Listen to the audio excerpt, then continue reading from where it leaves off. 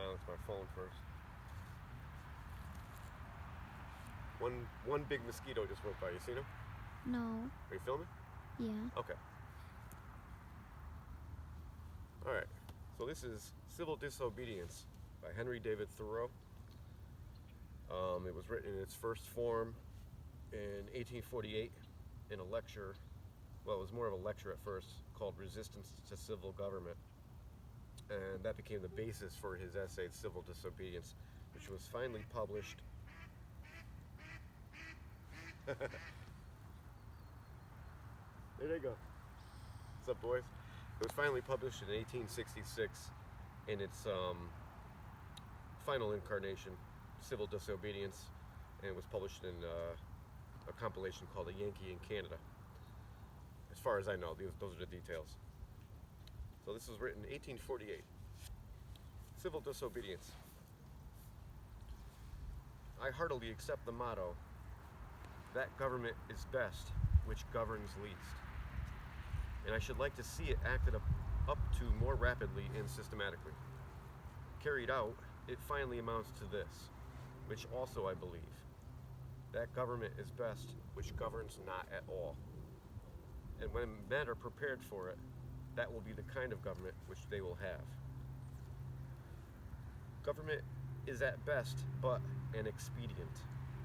But most governments are usually, and all governments are sometimes, inexpedient. The objections which have been brought against the standing army, and they are many and weighty, and deserve to prevail, may also be at last brought against a standing government. The government itself, which is only the mode which the people have chosen to execute their will, is equally liable to be abused and perverted before the people can act through it. Witness the present Mexican War, the work of comparatively a few individuals using a standing government as their tool. Excuse me. For in the outset, the people would not have consented to this measure. This government, this American government, what is it but a tradition, though a recent one, endeavoring to transmit itself unimpaired to posterity, but each instant losing some of its integrity. It has not the vitality and force of a single living man, for a single man can bend it to its will, to his will.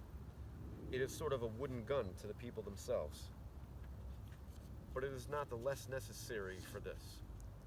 For the people must have some complicated machinery or other, and hear its din, to satisfy that idea of government which they have. Governments show thus how successfully men can be imposed on, even impose on themselves, for their own advantage. It is excellent, we must allow. Yet this government never of itself furthered any enterprise, but by the alacrity with which it got out of its way. It does not keep the country free. It does not settle the West. It does not educate. The character inherent in the American people has done all that has been accomplished. And it would have done somewhat more if the government had not sometimes gotten its way. For government is an expedient by which men would fain succeed in letting one another alone. And, as has been said, when it is most expedient, the governed are most let alone by it.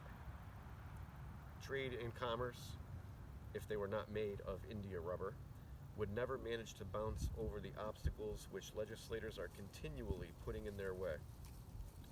And if one were to judge these men wholly by the effects of their actions and not partly by their intentions, they would deserve to be classed and punished with those mischievous persons who put obstructions on the railroads. But, to speak practically and as a citizen, unlike those who call themselves no government men, I ask for, not at once no government, but at once a better government. Let every man make known what kind of government would command his respect, and that will be one step towards obtaining it. After all, the practical reason why, when the power is once in the hands of the people, a majority are permitted, and for a long period continue, to rule, it is not because they are most likely to be in the right, nor because this seems fairest to the minority, but because they are physically the strongest. But a government in which the majority rule in all cases cannot be based on justice, even as far as men understand it. Can there not be a government in which majorities do not virtually decide right and wrong, but conscience? In which majorities decide only those questions to which the rule of expediency is applicable?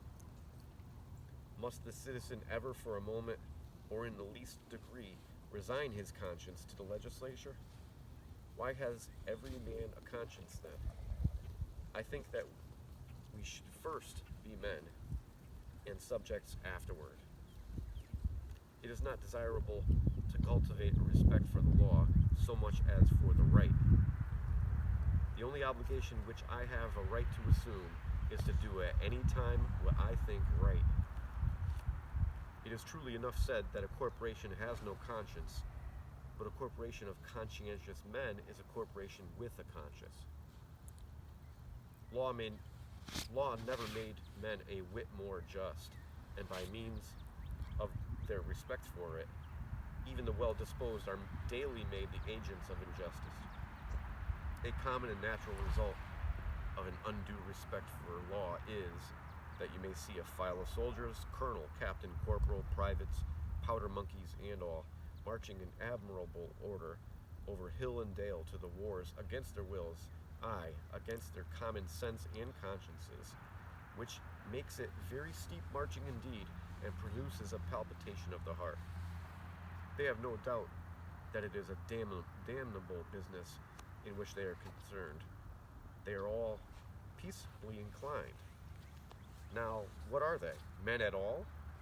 Or small movable forts and magazines at the service of some unscrupulous man in power?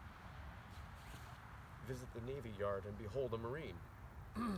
Such a man as an American government can make, or such as it can make a man with its black arts. A mere shadow and reminiscence of humanity.